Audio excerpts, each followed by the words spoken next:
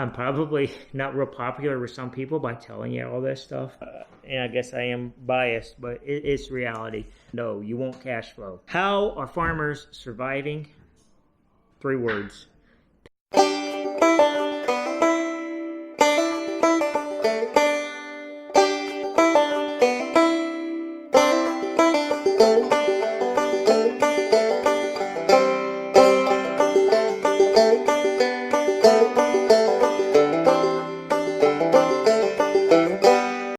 Welcome back to Todd Family Farm. Adam here, and we're inside today because it is rainy and wet outside. So, if you can see that, we're going to give you an inside video today.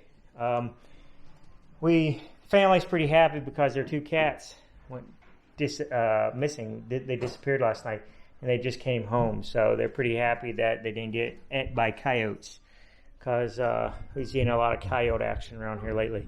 But maybe we'll do some coyote hunting videos. We'll see. But my oldest daughter is not very fond of shooting anything. And I think she's now hoping that we shoot some coyotes this year just because there's so many. But we're doing an inside video today. I'm going to give you a little bit more of a monologue. I think it's going to be interesting and worth your time. You might learn something, especially if you're interested in farming. So I doubt anybody else on YouTube is talking this stuff. You'll probably learn something if you stick with me. I think Abby might slip this in before some other videos, and we'll still get back to doing some tillage videos and some outside videos and space them out a little bit more. But she might leapfrog this in front. Maybe we can throw in a little bit of a variety and then get back to some field work and spice it up and change it up. So I'm going to monologue today and tell you kind of some details of farming that I don't think anybody else will tell you, and give you some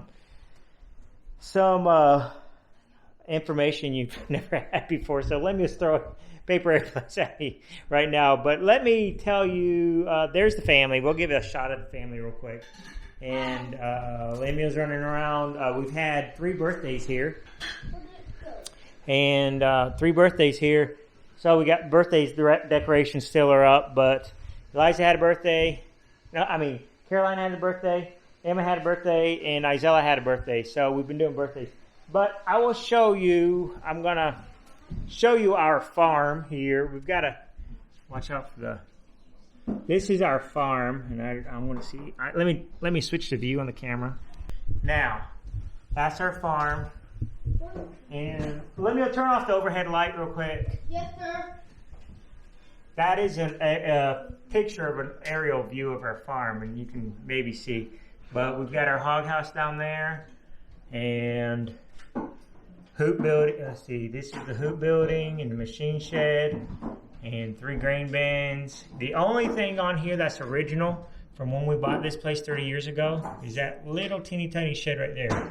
And that little teeny tiny shed was our shop for 25 years. And everything we did on our farm, the tools and everything came out of that shop. And you can see how teeny tiny it is there.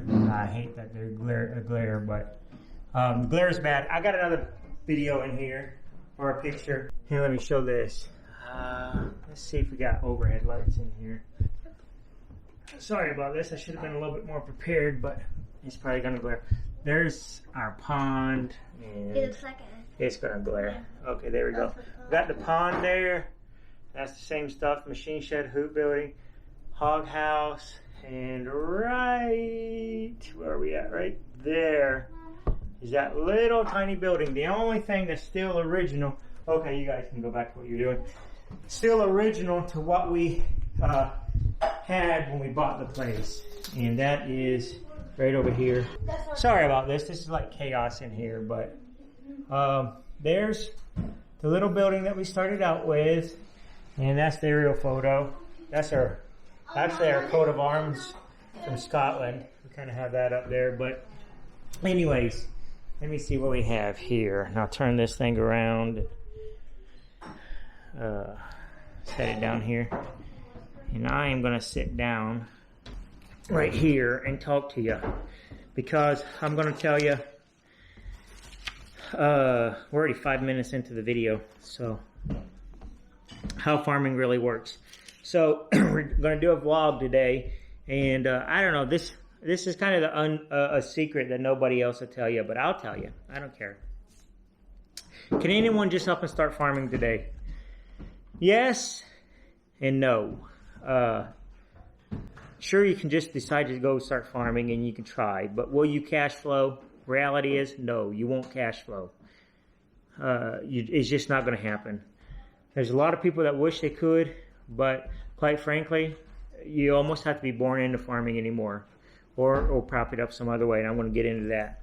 So, sure, you can just decide to start farming, but will you cash flow? No. What's the reality of farming in the 21st century? Every single bit of it boils down to what the ground costs. That's it. Ground costs. And all ground is not the same. I didn't write notes on this, so I'll just throw this in here. You measure ground basically on what's called a CSR, which is corn suitability rating, and some of the other states go off of some other stuff. But corn suitability rating, that's how well the ground can perform. So good black dirt, perfect dirt's going to be 100. So really, if you have 90 CSR, you get really good ground. Medium ground, 80, poor ground, 70, all the way down to 30 and 40 is kind of rough ground. So you want 70, 80, 90 CSR ground. All ground is not the same. Some ground's clay, some ground's sand. You want a good silt loam is what you would call. You want some good soil type, good CSR. So here in Iowa, we have some of the best ground in the entire world. And I guess I am biased, but it's reality. So I'm right here in the middle of Iowa. Probably, I think I heard, I'm in Tama County. I've heard that Grundy County has the highest proportion of good ground in the entire world. And they're a county to the north and over a little bit, but definitely we have some really good ground here in central Iowa. Illinois, good. Indiana, good. Ohio, you get closer to the mountains, a little bit rougher. You go out west, it's a little bit rougher. Really, it's hard to beat Iowa. And Minnesota's got, especially southern Minnesota, pretty reasonable. They got a lot of gumbo and muck up there, but Iowa's good ground. It all boils down to ground and what it costs. If you have to buy ground, you're not going to make it. So I'll get into that. Machinery costs, input cost, commodity prices, those factor in on how well you do, but in the grand scheme of things, the only thing that matters is the cost of ground. God made the world once, and He's not making it anymore. So there is no more ground to be had. It is a finite, it's a limited availability, and we're seeing that more than ever right now because population's going up and people still eating and needing a place to live, and they're going to have land to do that, and it's competing with one another on what you're going to grow food on and what you're going to live on and what you're going to recreate on, and land is getting tough right now. So that's what it's boiling down to. All the rich people are coming out here basically in the country and trying to build their estates and the huge fancy estates, and urban sprawl is a problem. You know, I'm more of a libertarian type of an attitude, but I tell you, if you can make something illegal right now, you should make it illegal for people in cities to come out here and take good farm ground and play on and use up for their residents. So anyways, my particular story is that my family came from England and Scotland. You saw my Scottish coat of arms there, and they came over and settled from Pennsylvania down to North Carolina, mostly North Carolina here in the late 1600s. And ever since then, my family were always farmers, and in addition to farmers, they were either teachers or preachers as well. But we've always farmed, and we were in North Carolina and pretty established, and we were not real big, and we didn't really have a desire to be big, just make a living. And my dad farmed full-time his whole entire life. So really, he dropped out of school for some complicated reasons and how schooling was in the when he was a teenager, And the way schools were getting consolidated, he dropped out in 11th grade and just started farming full time. So he's done it his whole entire life, but he lived outside of Winston-Salem, North Carolina. And Winston-Salem just kept getting bigger and bigger and bigger. And basically it pushed him out. It overcame him. The people that worked in Winston-Salem wanted to live out in the country and in his city, his town, but they didn't want him to have hogs and chickens and such, and they would complain about smells and flies, and they made his life miserable.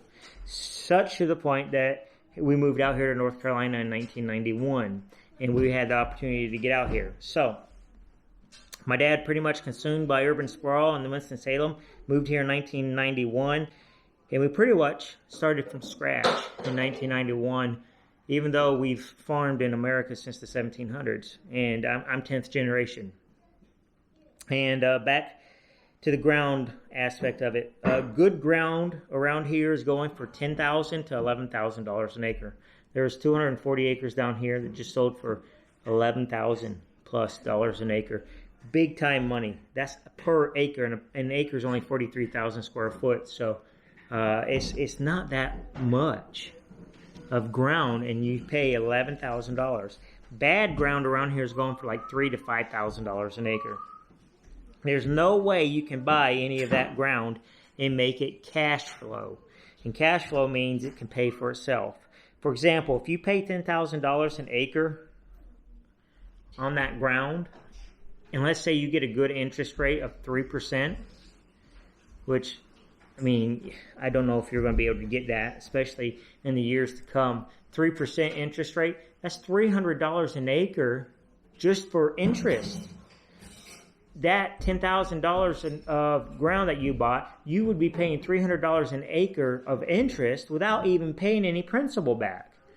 Well, you know, $300 an acre, that's what people think that they can rent good ground for and still make just a little bit of money. So you're basically just, all your surplus is going to go right into interest, and you're not paying any principal at all on it. So how does that work? It really, I mean, you can talk, I've heard horror stories of almost $400 an acre, and that'd be more than the interest on the ground would cost. So it'd take an awesome year just to pay the rent of $400 an acre or the interest of $400 an acre. And you're still not paying any on the capital, on the principal. And you're certainly not paying yourself in that case. So a lot of big farmers, I'm not kidding, they're thinking that they may clear 25. They're hoping $25 an acre that they're making. Sometimes I've heard horror stories of they might only make $5 or $15 an acre. That's what they're clearing after their expenses, whether it be interest and principal or rent. And you've got everything from property taxes and then all the inputs. So it's vicious. Rent is a cutthroat business. We don't rent ground, and I don't plan to, because rent is a vicious cutthroat business, especially if you want to rent good ground.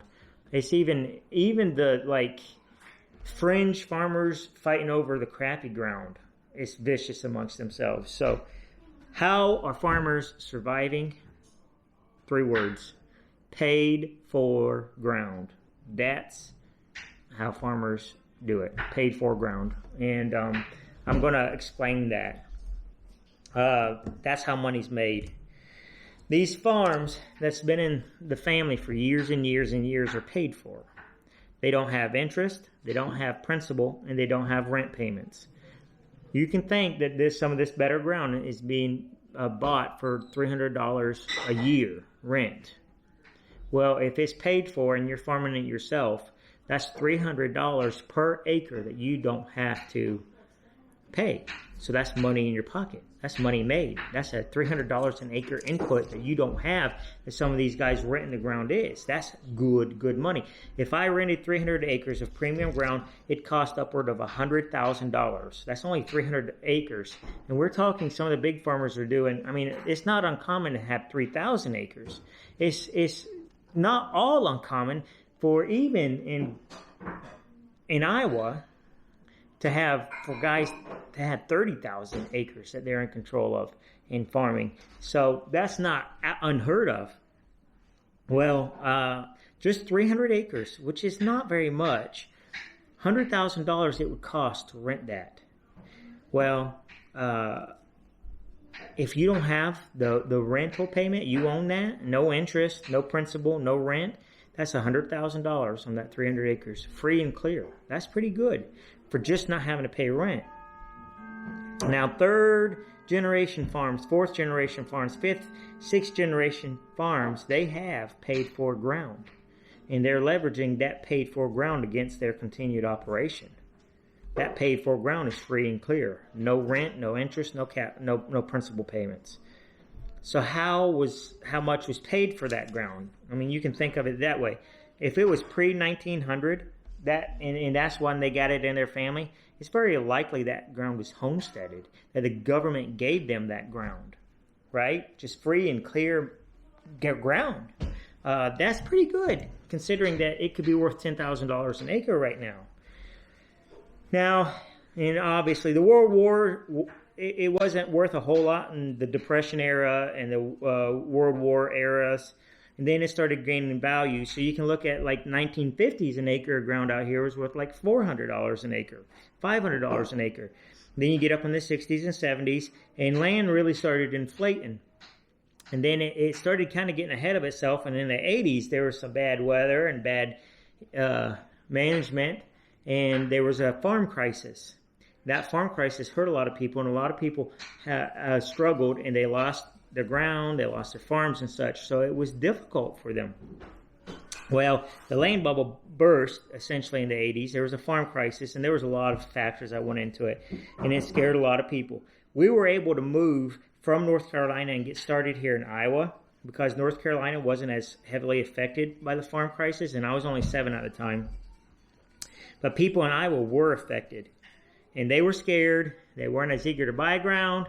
Ground had moderated and probably even can't come down. So it was around like $1,000 an acre, maybe $1,200 an acre in 1991 or so. And it wasn't going real crazy. I mean, getting bought up real fast at $1,200 an acre because a lot of the people, especially around here, were scared because the farm crisis bit them hard. And so they were letting enough land linger around for $1,000, $1,200 an acre that we were able to get away from urban sprawl, and we got out here. And so it's only by the grace of God that we got in here. And to begin with, we've been here 30 years. To begin with, we were an outsider coming in, and that's not all that smiled upon. For 30 years, we've had to earn being here because a lot of these guys have been here a lot longer. So, but we got in here, and with 240, then a few years later we got another 120, and here the other year we bought another 240. So we are 600 acres, and I'll tell you how that works. That's where we are. So that was basically 30 years ago, and you're talking $1,000 an acre 30 years ago, and now that same ground had the potential. Either here recently we've seen a little depression here, but in the not so distant future that it quite possibly it's nothing for it to be $5,000 an acre, maybe up to $10,000 an acre. So it easily has multiplied by 5 times in 30 years, maybe as much as 10 times in the last 30 years.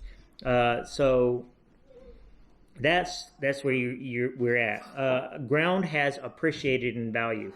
Ground tends to always appreciate in value. But to be fair to us, and you saw our picture, we have increased the value exponentially by our hard work that we've put into it. So we bought this place with old buildings, no drainage, trees growed up everywhere, just not tended to very well at all. We have gotten rid of old buildings. There was an old house here.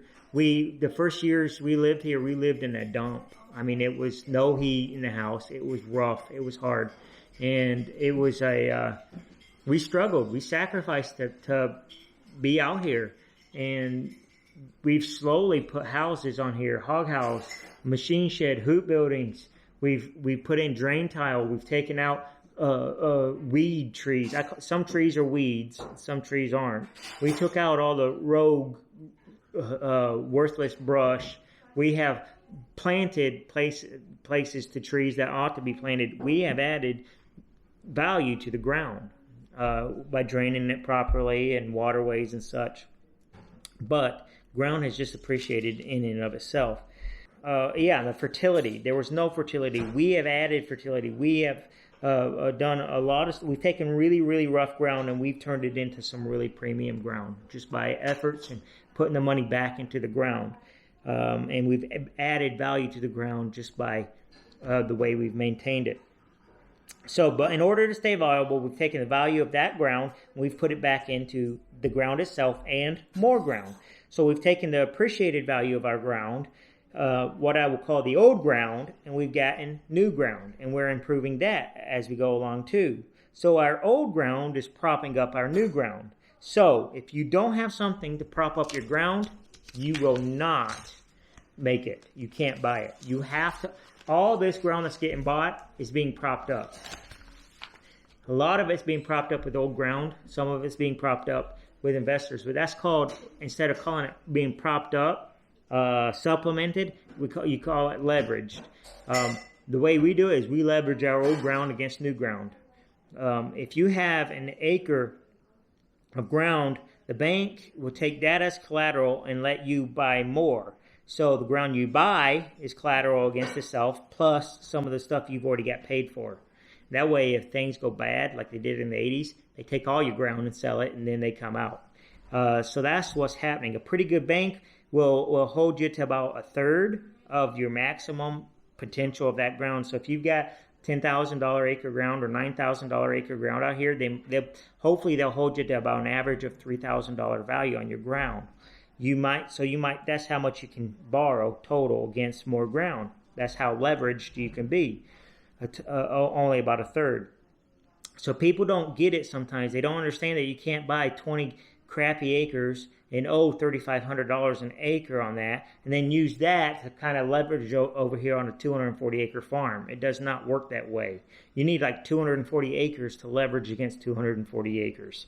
And that's the way ground is bought. It's leveraged by already bought and paid for ground, or mostly paid for ground, or substantially paid for ground. So the guys who have their ground that their grandpas bought 60 years ago for $400 an acre or whatever, they can obviously leverage a lot higher and a lot harder on more ground, and that's what's happening. So you can just sit back and take the profit off of grandpa's paid for ground, and pay Uncle Sam taxes on your profit, or you can take that and put it back into ground, and essentially you might be paying some interest too, but you don't get to deduct land purchases, but you can land improvement. Anyways, you can blow through your profit, or you can take that profit and invest it right back into the farm, which would be bigger, nicer equipment, or improvements, or more ground. And there are other ways that ground can be bought. When I was a kid, pasture ground was like $500 to $800 an acre. Now that ground that was $500 to $800 is probably $4,000 to $5,000 an acre. Why? Hunting and recreation. So what has happened on what I would call rough ground that's not row crop or tillable acres, it's just rough, basically crap that everybody used to just put cattle on.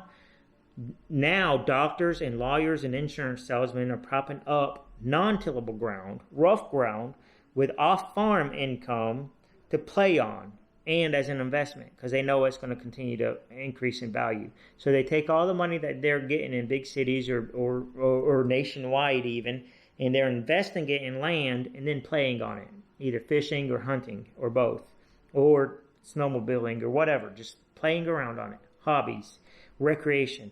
Some farmers are buying ground for corporations. You will never ever get this one figured out because the corporations aren't going to let you know that they're buying ground through farmers, but it happens. It stands to reason, and it's almost obvious at times, because corporations are making money and they need to put it somewhere in a good investment. And there's no better investment than ground. So, rumor is China owns a lot of Nevada, off the record. through individual people. I think a lot of ground in Iowa is actually owned by some pretty big corporations, Iowa-based corporations even. Why? Because land will always go up in value, as long as it's there's not an absolutely world-ending disaster. Land's going to go up in value, and it's an incredible investment. It's a great hedge against any inflation. It's just a good investment, and I think that there are farmers out here that are fronts for corporations who are hiding their money in ground. It's just that's a fact of life we've learned to live with. When you see guys buying 2 and 3 and 4 farms at a time and they don't have all the paid for ground to leverage against it, you know that they're propping it up with off farm income. And for them to be able to do that to the magnitude that they do, it's probably some big corporations. And I'm not saying Walmart does it, but you could imagine, just for an example, Walmart has massive amounts. What are they going to do? They're not going to buy it themselves. People will get mad at Walmart and take it out on Walmart. They're going to have individuals do it and have off the record, in a vault somewhere, agreements that Walmart actually owns that, or Facebook might own it, or Microsoft might own it, but it's not going to be Mark Zuckerberg's name on it. It's not going to be Facebook's name on it, but they're going to have money. They're going to front the money for somebody to buy it, and it's going to be theirs essentially. So, I have no doubt, and it's around locally, it's going to be the big, huge corporations that are local-based buying it up. But they're not going to lose their clients by getting them mad and buying up the ground and being a competitor. So they have individuals doing it. Around here close, we've got a Native American tribe, and they have a casino. And then they take all that casino money and buy ground up against us. And then they don't even pay taxes on it. It's very difficult around here. Land's hard, and they are buying land like crazy.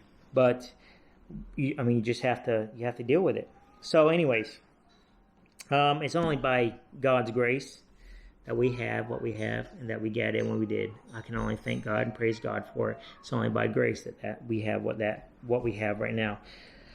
I can tell you, and I don't want to name them. It's not a bad thing. I don't want to be obtuse at all. I can tell you what one big farmer YouTuber is doing. I can tell you exactly. I see it and I know exactly what's going on. And if you watch them, I don't mean anything by it. I don't want to hurt his feelings. But you can tell exactly what went on is that he had a grandpa that bought a bunch of ground and paid for it cheap and never leveraged it. And then his grandpa was a hoarder and he was stingy with it, which what ended up happening is he wouldn't risk his land to buy more land or better equipment. Then his grandpa's died. The heirs get it and they have a bunch of ground that's making a bunch of money that can be leveraged against more, better equipment, better machinery, better facilities, better and probably more ground. So when you have a bunch of paid for ground, you can leverage it. That's not leveraged. You can leverage it against more ground or machinery or bins or whatever it takes, and that's the way it works. So grandpa's paid for ground.